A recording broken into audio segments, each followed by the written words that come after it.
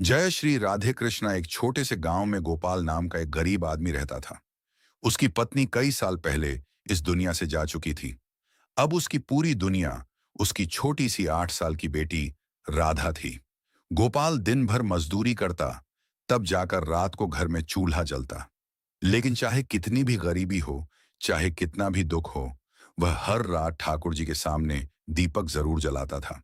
उसकी बेटी अक्सर पूछा करती थी, बाबा, क्या ठाकुर जी सच में सबकी सुनते हैं?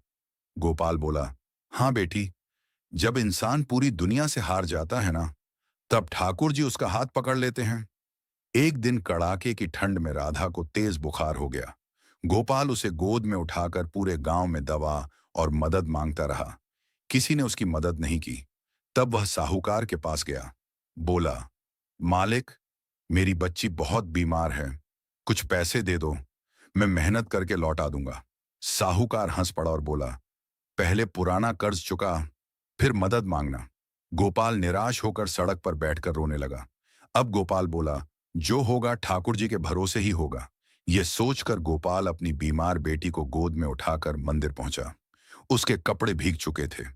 उसने राधा को ठाकुर जी की मूर्ति के सामने लिटा दिया और पहली बार वह रोते हुए बोला, ठाकुर जी, सारी जिंदगी आपका नाम लिया, कभी आपसे कुछ नहीं मांगा, लेकिन आज मेरी बेटी को बचा लो। इसके अलावा मेरा इस दुनिया में कोई नहीं है।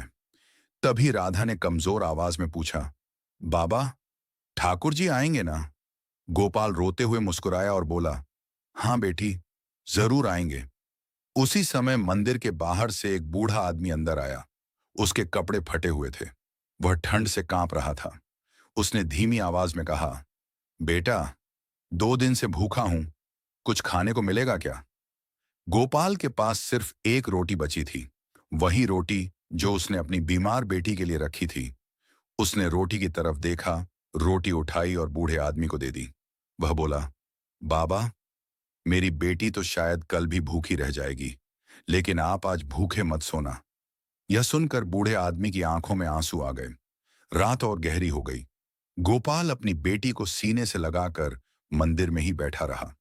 तभी अचानक पूरे मंदिर में बांसुरी की मधुर आवाज गूंजने लगी। मंदिर एक दिव्य प्रकाश से भर गया।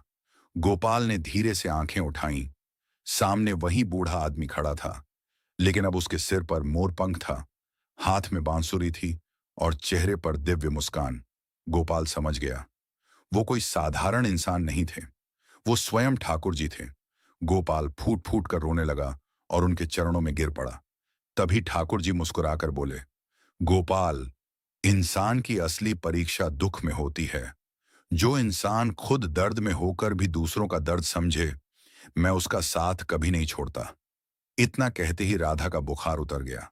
वह धीरे से उठी और मुस्कुराकर बोली, बाबा, देखो, ठाकुर जी सच में आ गए।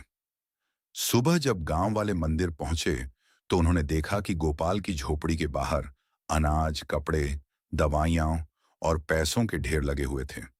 लेकिन गोपाल को उन चीजों की खुशी नहीं थी। उसकी आंखों से आंसू इसलिए बह रहे थे क्योंकि उस रात उसने अपने ठाकुर जी को देख लिया था।